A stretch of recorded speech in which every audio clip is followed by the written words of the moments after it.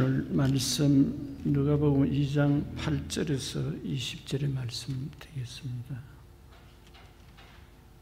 같이 봉독하겠습니다.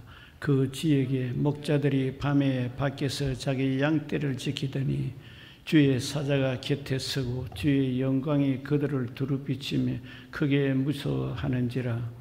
천사가 이르되 무서워하지 말라. 보라, 내가 온 백성에게 미칠 큰 기쁨의 좋은 소식을 너희에게 전하노라. 오늘 다윗의 동네에 너희를 위하여 구주가 나셨으니 곧 그리스도 주시니라. 너희가 가서 강보에 사여 구유에 누워 있는 아기를 보리니 이것이 너희에게 표적이니라 하더니 홀연히 수많은 천군이 그 천사들과 함께 하나님을 찬송하여 이르되 지극히 높은 곳에서는 하나님께 영광이요 땅에서는 하나님이 기뻐하신 사람들 중에 평화로다 하니라. 천사들이 떠나 하늘로 올라가니 독자가 서로 말하되 이제 베들레헴에 가서 주께서 우리에게 알리신 바 이루신 일을 보자 하고 빨리 가서 마리아와 요셉과 구유에 누인 아기를 찾아서 보고 천사가 자기들에게 이 아기에 대하여 말한 것을 전하니 듣는 자가 다 목자들이 그들에게 말한 것들을 놀랍게 여기며 마리아는 모든 말을 마음에 새겨 두니라. 목자들은 자기들에게 이르신 바와 같이 듣고 본 그 모든 것으로 인하여 하나님께 영광 돌리고 찬송하며 돌아가니라. 아멘. 하나님 아버지, 2021년도 마지막 주일 예배를 하나님께 올려드립니다. 한 해를 돌이켜봅니다. 엊그저께 시작된 하루 같은 그 시간들을 이 시간에 다시 한번 돌이켜봅니다. 돌이켜볼 때에 우리가 모든 것 하나님의 은혜가 아닌 것을 우리는 다시 마음에 담아봅니다. 하나님은 그러나 언젠가는 이 세상을 떠나야 될 시간도 우리에게는 있다는 것도 잊지 말고 우리가 힘차게 내일을 향하여 달려가는 귀한 우리들의 삶이 되게 하여 주옵소서. 하나님, 오늘 이 시간에 우리 예배드리는 귀한 성도님들 가슴 속에 하나님 아버지의 그 무한하신 사랑과 예수님의 그 십자가의 사랑이 다시 한번 마음에 새겨지는 귀한 시간 되게 하여 주옵소서. 예수님의 이름으로 기도합나이다. 아멘. 어저께 우리가 성탄 주일을 지냈습니다. 성탄 주일에 성탄 예배를 우리가 드렸습니다. 오늘은 성탄 주일, 다시 한번 예수님을 왜 하나님께서 이 땅에 보내셨는가 하는 것을 되새겨 보면서 과연 나에게는 꿈이 있는가? 그 꿈은 세상 사람들이 원하는 그런 꿈을 가지고 살아가는가? 그렇지 않으면은 하나님의 그 꿈을 나에게도 간직하고 있는가? 다시 한번 하나님께서 그 꿈을 이루시도록 하나님의 꿈, 바로 꿈이 현실로 나타나는 증거가 예수님이시거든요. 그래서 예수님에 대해서 우리가 한 번 더 돌이켜보고자 오늘 다시 성탄 주일을 생각하면서 하나님의 그 마음을 가슴에 품는 귀한 은혜 시간 되시기를 주의 이름으로 축원드립니다. 우리가 성경을 통해서 보면은 예수님이 이 땅에 오실 그 수없이 많은 곳에서 예언을 하셨고 성경을 기록한 목적도 어디에 있느냐? 예수님에 대해서 기록을 하셨다는 것을 성경을 통해서 우리는 익히 알고 있습니다. 잠깐 보면 미가서 5장 2절에 보면 베들레헴 에바브라들이야 너는 유다 족속 중에 작을지라도 이스라엘을 다스릴 자가 너에게서 내게로 나올 것이라. 그의 근본은 상고요 영원에 이르느니라. 이 말씀은 결국 근원적인 하나님의 마음이 결국 예수님을 보내서 그 태초에 하나님께서 우리를 지었을 때 그 마음, 그 꿈, 하나님의 계획하신 이것을 사람들에게 그것을 가르쳐 주었지만은 아무도 모르는 거예요. 그래서 율법을 보내고 하나님이 직접 통치하는 그런 구약 시대에 많은 예언자들을 통해서 하나님이 하시는 일들을 다 보여주었어요. 그런데 사람이 스스로가 우리 하나님의 지배를 예언자를 통해서 받는 것보다 우리에게도 왕을 세워서 우리 눈에 보이는 지도자가 있도록 우리에게 허락해 주세요. 사실은 어떻게 보면 인간의 고난이라는 것이 보이지 않는 하나님의 세계를 가슴에 품고 사는 사람들의 그 마음을 하나님의 원래의 마음 중심이었어요. 왜냐? 이 세상은 죄로 물들어서 있기 때문에 어떻게 할 바가 없는 거예요. 그런데 사람들이 생각에는 우리 지도자가 세워지면 하나님 말씀대로 잘 순종할 것이다. 그렇게 해서 왕을 세워서 그때부터 참 어지러운 세상이 되었죠.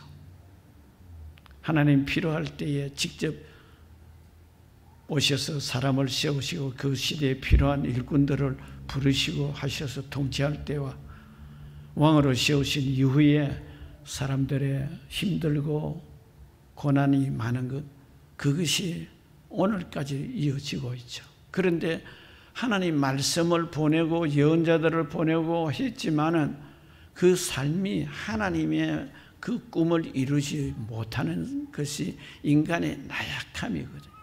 그래서 하나님께서 예언을 하신 것이 나의 독생자 예수를 보내겠다. 그것이 바로 우리가 성탄을 생각하면서 하나님 왜 보내셨는가? 그건 뭐 우리가 잘 아는 예언을 이루기 위한 것이다 하는 것도 있지만은 중요한 포인트는 뭐냐? 하나님의 꿈을 이루기 위한 것이다. 그 하나님의 꿈은 뭐냐? 하나님이 근원적으로 온 인류를 통치하고자 하는 것이다. 그 실제로 지금 또 하고 계시는 것이죠. 그래서 우리가 믿음이란 것은 어디에서부터 출발하는가? 예수 그리스도의 십자가와 부활을 통해서 믿음이 출발이 되는 거예요. 그래서 복음이 뭐냐 하면 우리는 바로 예수님을 이 땅에 보내신 그 사건을 통해서 하나님께서 하나님의 꿈을 이루는 그 복음이라는 그 비밀을, 십자가라는 그 희생의 제물을 예수님에게 그 일을 담당하도록 맡기시고, 그리고 우리 허물과 죄 때문에 죽으신 것을 믿음으로 받아들일 때 그 사람은 예수님이 나의 구주가 되신다. 그래서 우리가 성탄에 귀한 것은 예수님이 이 땅에 오셔서 왜 가난하고 헐벗은 그런 삶을 살고 또 잉태되어서 소생될 때부터 왜 구유에 놓여 있어야 되셨는가? 고린도후서 8장 9절에 보면은 그것은 우리 가난한 우리를 부유롭게 하기 위한 것이다. 그 부유롭게 한다는 것과 예수님이 오셔서 팔복에 가난한 자가 복이 있다가 어떤 복이 있나? 천국이 저희 것이다 그랬어요. 이 가난이라는 의미가 내가 못 살고 힘들어서 어쩔 줄 모르는 그것이 아니라 심령의 나의 나약한 모습을 어찌할 바가 없는 거예요. 에블레가 자기 힘으로는 아무것도 할 수 없는데 날고 싶은 마음이 있었다는 거예요. 그러나 그 날 어떻게 나는지를 알지 못했다는 거예요. 에블레가 비로소 자기가 누에고치로서 거기에 들어가서 죽어버리니까 결국 거기에 갈라져서 나오는 것이 나비가 되어서 날 수 있었다는 거예요. 이게 어떻게 보면은 예수님의 십자가에 돌아간 사건을 우리가 기억하면서 우리 힘으로서는 아무것도 할 수 없었을 때 하나님께서는 그렇게 펄펄 날라서 다닐 수 있는 아름다운 하나님이 만드신 세상을 그렇게 자유롭게 날 수 있도록 하신 사건이 십자가의 사건이고, 그래서 믿음은 결국 어디서 출발하느냐? 십자가로서 출발이 된다는 것이죠. 그래서 우리가 예수 믿고 나서 무엇이 바뀌었느냐? 십자가에 나의 죽음이 반드시 있어야 된다는 것. 자기 고집과 자기의 의지와 자기의 목표가 분명한 사람은요, 자기 고집이 꺾이지 않고 교회 나오는 사람, 그거는 자기 아집으로 신앙생활을 하는 경우가 참 많아요. 그래서 우리가 꺾어진다는 게 다른 것이 아니에요. 십자가에 예수님이 왜 돌아가셨는가? 그래서 우리가 거듭남의 삶이다. 그 예수 믿고 나면 새 사람이 된 거잖아요. 이 마음이 우리가 그것이 내 마음의 최우선이 되어야 돼요. 그렇지 않으면 교회 나와서 내가 오르면 오른 거죠.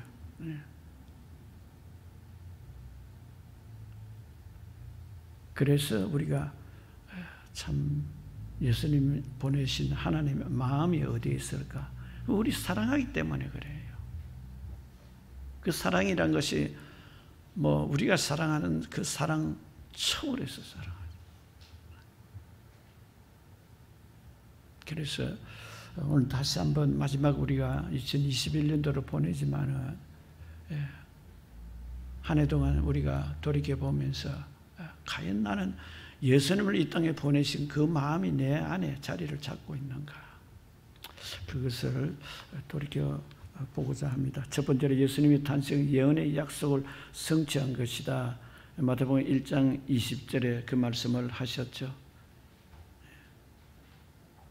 뭐 이건 우리가 잘 아는 말씀입니다만은, 이 일을 생각할 때 지금 뭡니까? 처녀가 잉태되는 그것을 지금 마리아 이게 지금 도대체 이게 무슨 이야기냐? 전혀 모르는 상황이죠.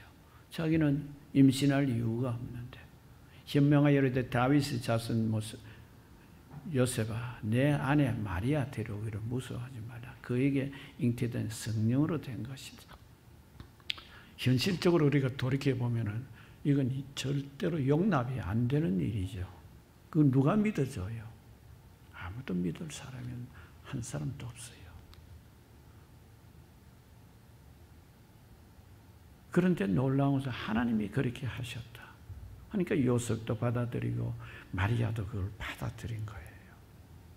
그래서 우리가 이것을 깊이 깨달아 보면 그렇습니다.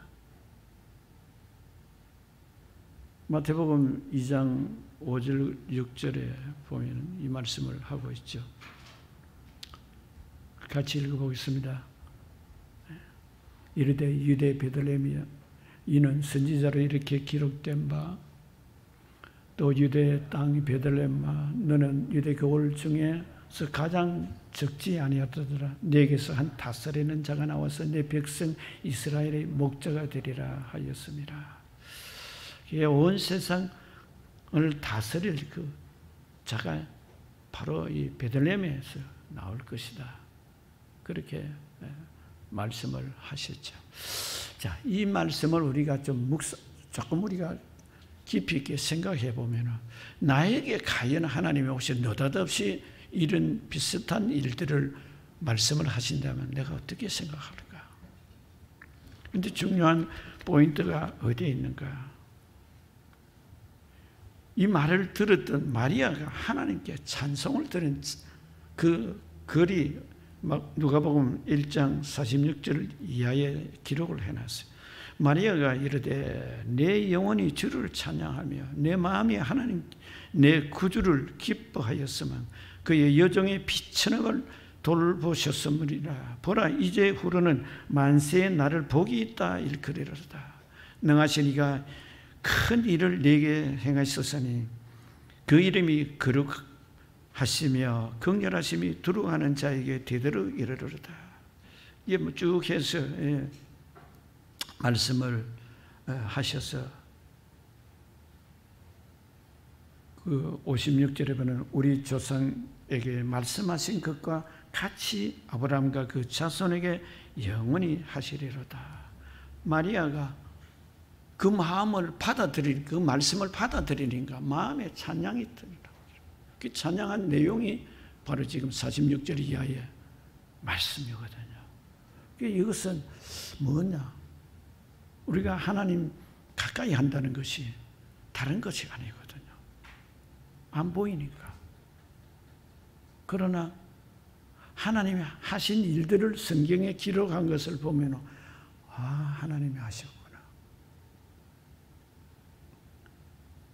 신명기 8장 2절에 거기도 보면 너희들을 40년 동안 강야 길을 지나가는 가운데서 거기에 먹을 양식이 있었는가?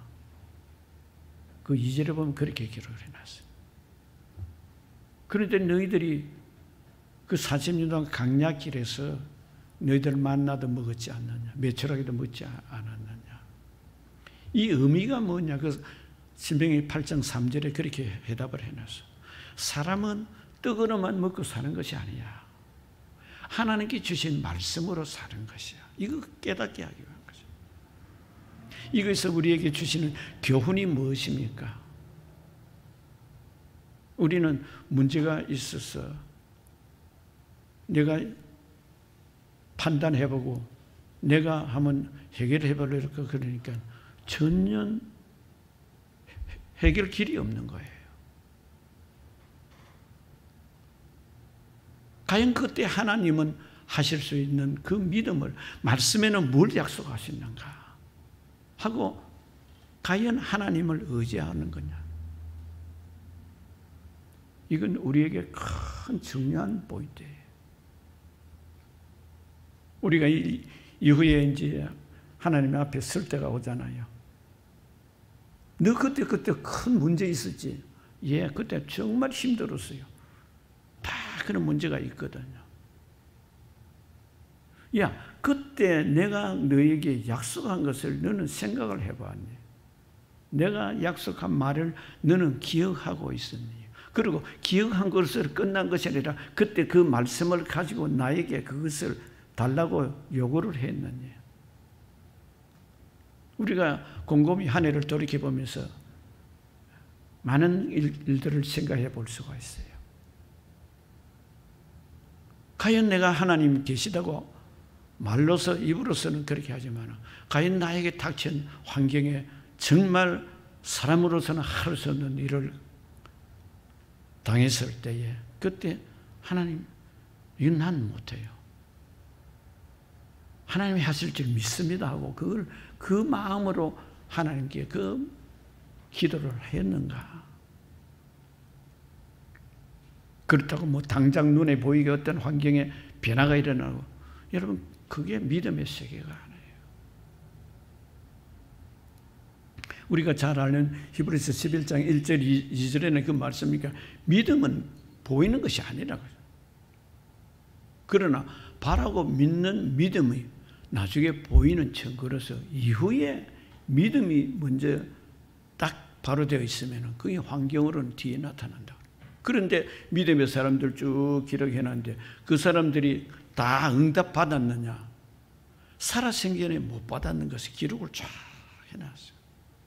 그러나 그 이후에 하나님이 약속하시면 반드시 이루시는 그 복이 약속되어 있기 때문에 흔들림이 없이 그들의 삶을 믿음으로 나갔습니다. 그 기록을 해놨어요.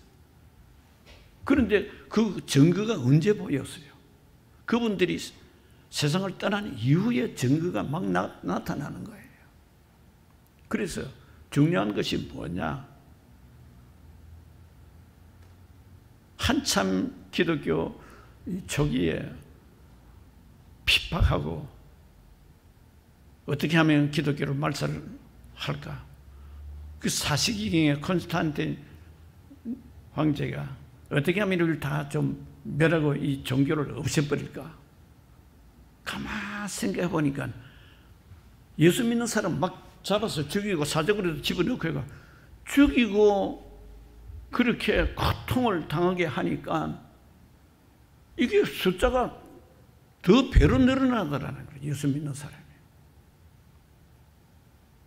그래서 방법을 바꿨다는 거예요. 죽이는 것이 이 사람 문제의 해결이 아니고 이 사람들을 배신하도록 만들어야 되겠다. 그렇게 해서 배신하도록 그냥 바로 잡아서 죽이는 것이 아니라 배신할 수 있는 미끼를 던진다는 거예요. 그 초대교회 감독으로 있었던 폴리갑이라는 사람이 86세가 되었는데 그래서 그를 잡아서 뭐라고 이야기하느냐. 당신이 예수를 안 믿겠다는 말만 해라. 그 배신하라 이 말이거든. 그러면 당신 지금 바로 사형에서 살려주겠다. 그때 무슨 말씀을 합니까?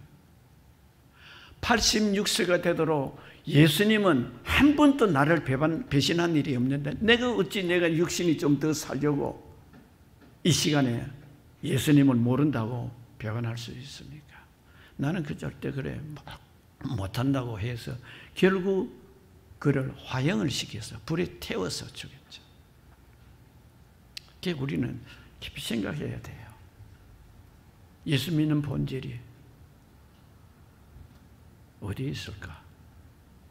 그래서 우리가 하나님이 예수님을 보내신 그 예언의 약속이라는 것은 우리에게 말할 수 있는 은혜입니다.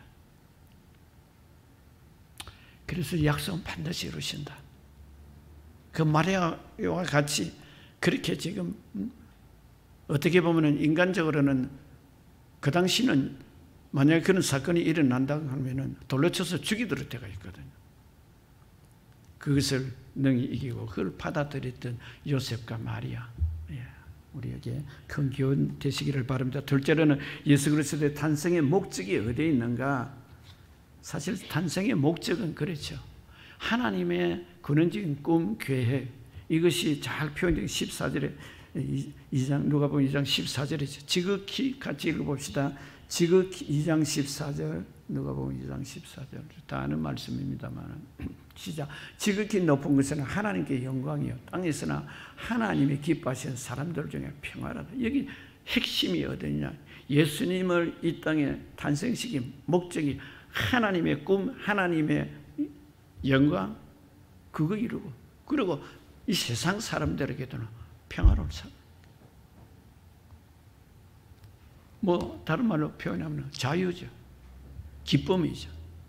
우리가 생각하는 행복이죠. 그래서 예수님을 보내신 목적이에요. 이게 분명히 우리가 알고 예수를 믿고 나에게 평안이 없다면 다시 자신을 한번 점검해 봐야 돼요. 예수 믿는데 늘 불안하고 뭐가 속에서 뭐 한번 두고 보자 하고 뭔가 미운 마음이 있고요. 그건 자신을 정말 한번 예수님 앞에 십자가 앞에 한번 내어놓는 시간을 가지기 바라요. 뭐 많은 말씀이 있습니다만 현실적으로 나에게 그런 믿음을 나는 간직하고 있는가? 이건 참 중요하더라고요. 왜? 사람은 완벽한 사람이 한 사람도 없어요.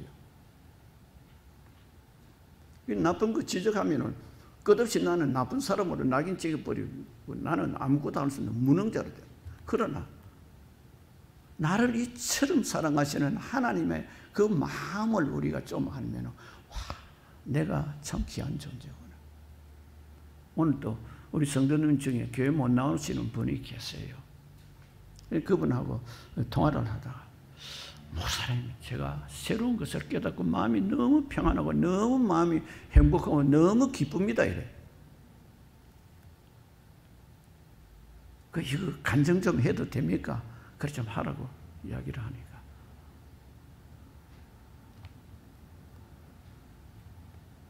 내가 하나님으로부터 얼마나 사랑받고 있는 존재인지 그걸 깨달았다는 거예요. 그러니 전에는 뭐 사람이 없으니까 하긴 나는 외로운 사람이다. 나 같은 사람 누가 인정해줘. 너무 기쁘다는 거예요. 그 하나님이 날 사랑하고 있다는 그 믿음이 마음에 들어오더라고요. 어째서 그 마음이 들어왔어요. 그러니까 결단을 했대요. 나는 하나님 사랑받고 있다는 거. 그 글로 썼대요. 그리고 하나님이 저를 사랑하고 있는 걸 그건 나도 믿겠습니다 하고 결단을 하면서 글을 써가지고 그거를 서서 기도를 하고 그거를 노력을 하고 그게 뭐 사람이 할 수 있는 일을 자기로서는 그것이 하루아침이 되었겠습니까? 저는 그렇게 생각하지 않아요. 매일 입은 큐티 하세요.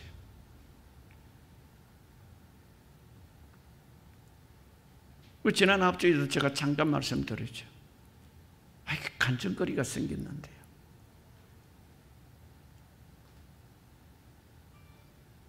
오늘은 또 새로운 간증거리를 그렇게 말씀하는데 하나님이 자기를 사랑하고 있다는 그 깨달았다는 거예요. 그래 마음에 뭐랍니까? 다른 이래 두려움이나 마음에 좀 불편한 그게 그 마음이 이제 내 마음에서 떠나버린 것 같아요.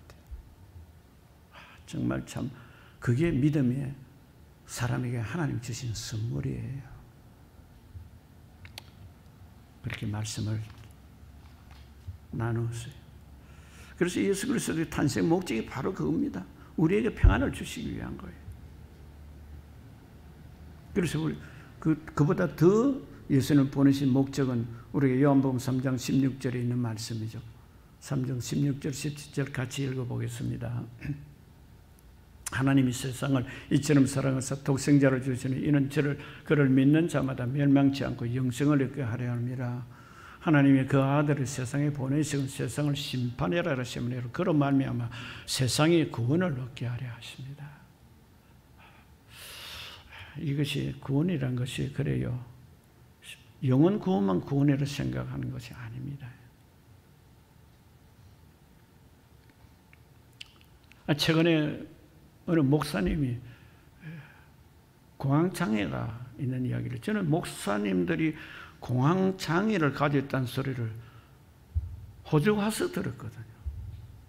근데 그 아무 목사 보고 저 사람 공황장애 있는 목사야. 아니, 한국에 있는 유명한 목사님인데 자기가 그걸 말을 하는 거예요. 나는 공황장애 병을 가지고 있어요. 제가 깜짝 놀랐거든. 목사님은 염려성은 주님께 기도해서 주님 다 도와주세요. 무슨 공황장애 오네요.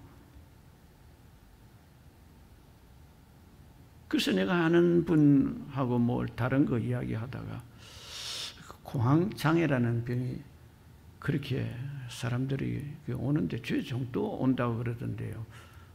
그러니까 그분이 하는 말이 뭐라 그러냐. 공황장애. 지도자는 그런 공황장애에 있는 환자가 엄청나게 많다는 거예요. 유명한 탤런트도 공황장애가 있는 자들이 있다는 거예요. 저는 그거 깜짝 놀랐어요. 스트레스 하나님께 맡기면 되잖아요. 더더구나 주의 종이라면서. 저는 어떤 생각을 했느냐.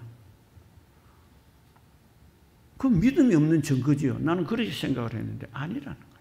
상담을 해보면 지도자고 훌륭한 사람들이 그런 병을 몸에 지니고 있다. 그러나 그게 안 믿는 사람들은 그 병으로서 병 속에 자기가 고통받으면서 그게 눌리지만 믿음의 사람은 무엇입니까? 그거 있는 줄 알면서 그걸 가지고 주님과의 그 놀라운 은혜를 체험하는 시간이 된다니. 그분이 그 목사님인데 저는 직접 들었거든요. 그래서 공황장애가 올 정도로 심각한 문제가 있으면 그때 뭘 생각하느냐? 하나님을 생각한다는 거예요. 하나님의 무엇을? 하나님이 반드시 이 고통 이후에 예비한 하나님의 놀라운 계획이 있다. 그래서 처음에는 고통스러웠던 그 공황장애의 스트레스가 이제는 그런 사건이 오면은 이제는 기대하는 마음으로 바뀌어버렸다는 거예요. 이야, 내가 그분의 말씀을 듣고는 그래. 사람은요, 큰일 하려면은 다 힘든 일이 있잖아요. 여러분 사업하시는 분 더더구나 그래요. 큰일을 하려고 하면은 내 새끼 먹기 위해서 산다고 생각해봐요. 그렇게 할 이유가 없어요. 곧 스트레스 받을 필요 없어요. 뭔가 사회에 뭔가 사람들에게 유익을 나누어주고 비전을 주고 희망을 주고 소망을 주려고 그러면 다른 사람보다도 몇 배의 희생의 시간을 투자를 해야 되잖아요. 그리고 고난이 반드시 있거든요.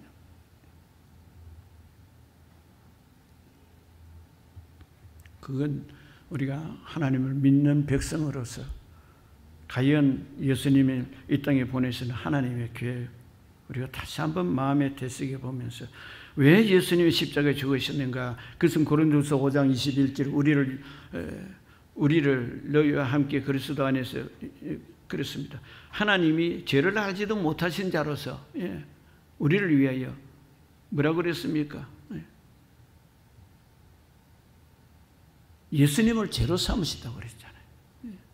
고린도서 5장 21절에 그렇게 말씀하죠. 같이 읽어보시죠. 시작. 하나님이 죄를 알지도 못하신 이를 우리를 대신하여 죄로 삼으신 것은 우리로 하여금 그 안에서 하나님의 의가 되게 하라.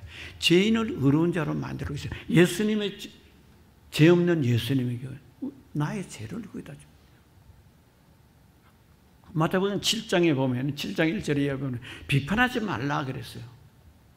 비판하려면 모든 사람 비판 대상이에요. 왜? 예수님이 잘 설명을 해놨죠. 너는 그 사람보다 더 잘못이 있다는 거예요. 지금 그 이야기는 하나님께서 왜 이 땅에 보내시는가? 갈라디아서 4장 4절과 5절 같이 읽어보겠습니다.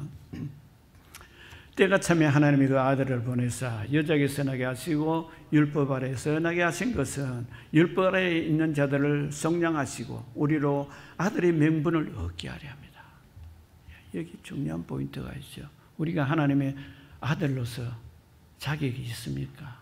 한 사람도 없어요. 로마서 3장 23절에는 보면 예수님이 이 땅에 있어서 의인은 없나니 한 사람도 모두가 죄인이라는 거예요. 그렇다고 우리 다 죄짓자는 것이 아니죠.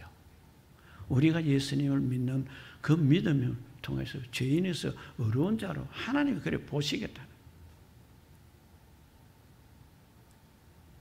어느 분이 목사님과 그 대화를 나누는 그 자리가 있는데 하나님의 가장 어리석은 부분이 뭐냐? 저도 그 처음 듣는 거. 하나님의 어리석은 부분이 어디 있어요? 우리는 그렇게 생각하고 아무도 신경 안 써요. 그런데 하나님의 어리석은 부분이 있다. 인간이 보기에 뭐냐? 죄는 인간이 지었는데 하나님이 어리석으면 죄를 우리가 잘못한 죄를 기억지 않는다고. 우리는 기억하잖아요. 지금 누가 잘못했으면 두고 보자. 잘 되는가 보자. 뭐 온갖 생각 다 하는데 하나님은 우리가 죄를 자백하면 하나님이 우리 죄를 기억도 안 하는 것이 하나님의 결점이라는 것이죠. 그게 우리에게 복이죠. 그게. 그걸 우리가 쉽게 좀 생각해 보면 자녀가 잘못하는 거 부모가 그 기억해가지고 야, 너 언제 이거 잘못했지? 그건 계속해서 말해봐요. 자녀가 평안이 있습니까? 없어요. 하나님이 예수님 보내신 것은 우리에게 평안을 주신다는 것이 그냥 막연한 평안이 아니에요. 하나님이 꾸민 그 영원한 세계에 우리를 자녀들과 함께 우리를 자녀 삼으셔서 살도록 그 목적이 있어요. 그럼 우리가 이 땅에서 어떻게 살아야 되는가? 마지막으로 그리스도의 탄생한 결과가 뭐냐? 그렇습니다. 탄생한 결과는 결국 우리가 하나님의 나라에 사는 그 마음이에요. 여러분, 하나님 나라에 사는 것은 우리가 죽어서 천국 가야 하나님 나라에 사는 겁니까? 그게 하늘나라의 세계는 물론 우리가 하나님 약속한 그런 믿음으로 우리가 가지만 중요한 것이 뭐냐? 내가 이 땅은 뭐냐? 고난의 땅이라는 것이야.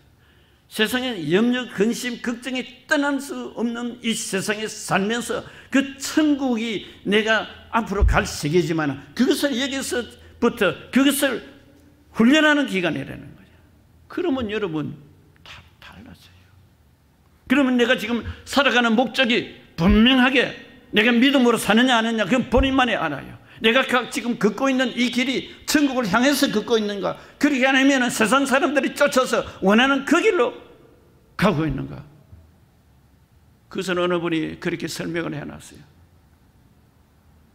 산속에 들어가서 길을 잘못 들여가지고 길을 잃어버린 거예요.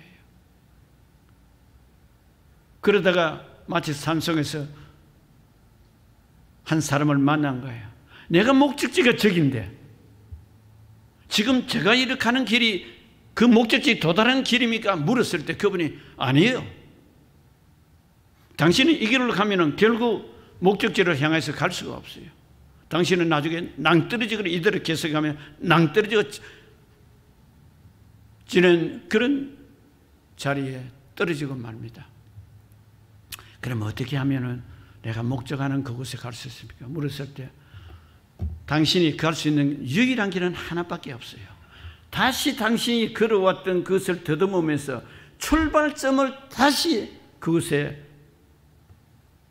가야 거기서부터 길이 나 있는 대로 갔어요. 그렇게 말을 했다. 이게 우리가 믿음의 세계에 들어오면요, 내가 이건 뭐 정말 우리가 매일매일 살면서 매일매일 점검해 보아야 합니다. 그럴 때 하나님이 우리를 위하여 예배하는 그거를 걸어가는 거예요. 그 생각을 해보세요. 예수님이 제자들이 예수님께 물었죠. 하늘나라가 어디 있냐가, 천국이 어디 있냐가. 예수님이 뭐라고 말씀해요? 여기 있다 저기 있다니 너희 마음 안에 있다 그랬잖아요. 무엇입니까? 예수를 믿고 거듭났다면 천국의 그 삶을 너희가 지금 그 걸어가는 길을 너가 지금 걷고 있느냐는 거예요. 이건 단순한 발걸음이 아니죠. 마음의 천국을 소유한 마음이에요. 그럴 때 우리는 천국을 향해서 가는 그것이 훈련이 되는 거예요. 훈련이 되잖아요. 이 땅에서는 완전하게 온전한 사람은 한 사람도 없는데 그 천국을 향해서 가는 동안에 하나님의 말씀이 무엇라고 길을 인도하시는가? 성령님이 무엇이라고 우리에게 마음의 소원을 두어 하나님의 뜻을 우리에게 주셨는가? 지금도 주시고 계시는가? 왜 예수님 이 땅에 오셔가지고 십자가에 고통을 당하시고 그렇게 죽음으로 끝나는 것이 아니라 왜 하나님께서 부활시켜 주시는가? 우리 부활한다고 그러잖아요. 나중에 죽고 나서 뭐 부활한 그걸 부활을 생각하는 게 이 땅에 살면서 부활의 그 은혜를 우리가 마음에 간직하고 믿음으로써 그것을 그 길을 걸어가는 거예요. 이게 천국으로 향한 사람들의 마음의 평안이에요. 예수님을 보내신 목적의 결과예요. 그러니까 우리에게는 염려 근심이 있고 다 있어요. 그것만 집중하다가 보면 예수님을 우리가 집중한다는 것은 그 십자가를 바라보는 것은 하나님의 사랑이 간에 무한대로 있잖아요. 하나님 사랑이 얼마나 크냐고 하니까 뭐라고 하나님 말씀, 너 팔을 한번 벌려보래. 이 팔 벌려봐야 뭐 몇 센치 돼요? 이만큼이래. 너 벌리만큼 하나님이 사랑하고 계시. 어린아이일 때 우리 주일학교에 잘 그런 말을 하잖아요. 결론이 뭡니까? 저는 그렇게 결론 내리고 싶어요. 어떤 분이 십자가가 있는데 거기에 파란 천을 덮어놨는데 가만 그 십자가 옆에 글을 써놓은 거예요. 무슨 글을 써놨느냐? 나는 너를 위하여 십자가에 못 박혀서 죽었는데 너는 지금 나를 위하여 무엇을 하고 있는 거야? 우리 마음에 한번 담아 보십시다. 한 해를 돌이켜보면서 십자가의 은혜를 내가 과연 내 마음에 지금 그 담고 나는 지금 어떤 길을 걸어가고 있는가? 단순한 내 행동이 문제가 아니라 마음의 생각이 무엇에 집중되어 있는가? 사랑하는 성도님들, 예수님 탄생 결과는 결국 하나님께서 우리에게 주시는 평안이요 기쁨입니다. 그래서 고린도서 15장 50절에 형제들아 내가 이것을 말하노니 혈과 육은 하나님 나라를 이어받을 수 없고 또한 썩은 것을 썩지 않은 것을 유혹으로 받지 못한다. 누가복음 4장 18절 20절에 주의 성령이 내게 임하시니 이는 가난한 자에게 복음을 전하게 하시려고 내가 기름을 부으시고 나를 보내사 포로된 자에게 자유하를. 자, 우리 같이 한번 좀 읽어봅시다. 마지막 한 두 절만 읽고 기도하겠습니다. 누가복음 4장 18절과 21절요. 시작. 주의 은혜의 해를 전파하게 하려 하며 하셨으니 책을 덮어. 이거 뭐예요? 예, 20절인데, 예, 아무튼, 예, 책을 덮어, 예. 자, 여기 지금 18절부터 와요. 18절. 시작.